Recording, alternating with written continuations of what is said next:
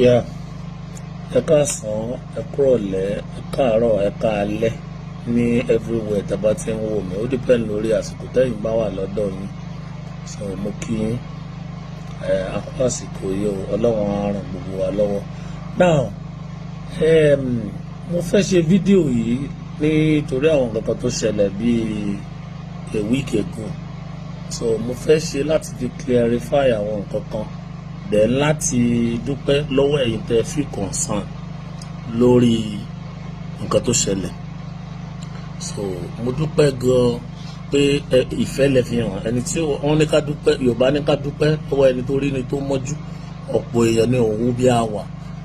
Torí pé láìkì mi, ọ̀pọ̀lọpọ̀ àwọn èèyàn ní nǹkan ti ṣẹlẹ̀ sí tí àwọn èèyàn ti ẹ̀ ríro tí wọ́n àti ẹ̀dẹ̀gbẹ̀dẹ̀gbẹ̀ pé wọ́n á sọ̀rọ̀.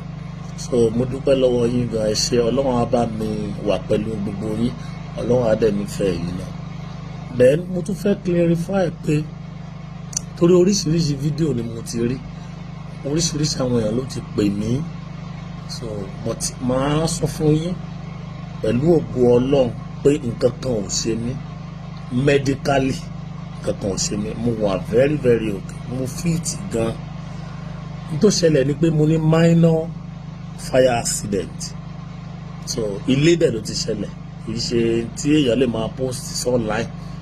So nígbà tí ó ń ṣe birthday tí èyí ṣe pé ara mọ́tò, so òun ni time tẹ́yìn èèyàn rí sí time tí kìíní ẹ ti heal, tí ẹ kàn rí àpá nǹkan lẹ́fí ń wò pé bóyá àbí nǹkan kan. So mo ní minor fire accident nílé bí mo yẹ sọ fún yín. So òun dẹ̀ ń ṣe nǹkan tó pọ̀.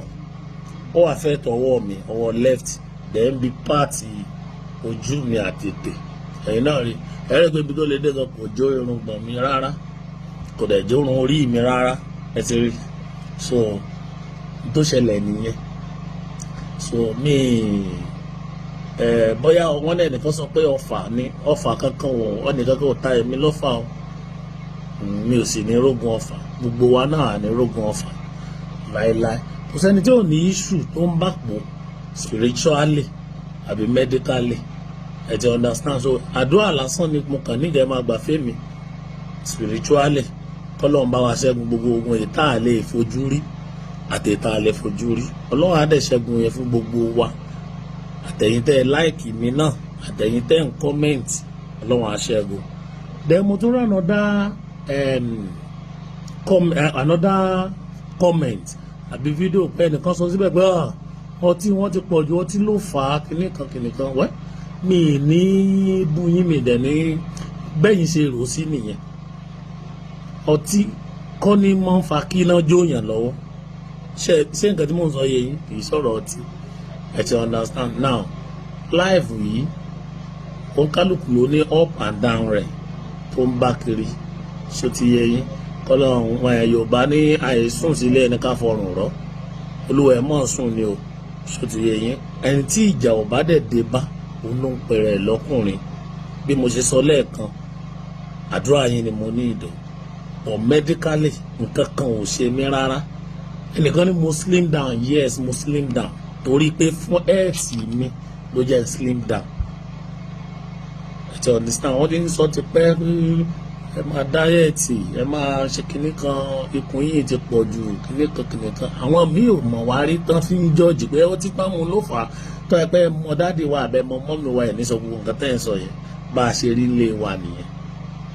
So bọ̀ṣẹ́ mọ̀ ìgbà tèmi náà ti wá rí pé òkè, in fact pàápàá jùlọ ìgbà tí Táíwò ṣaláìsí, a lot of people tó wà ní medical line náà pè mí láti ìlú òyìnbó káàkiri pé kí n work lórí ikùn yẹn o, kí n jẹ́ kó wálẹ̀ pé because ẹ mọ̀ àwọn míì feel regret pé àtọ́ ẹ pé àwọn ti mọ gbogbo eré káwọn ti sọ fún yín gan kékeré ẹ tó kú ṣẹ̀mọ̀.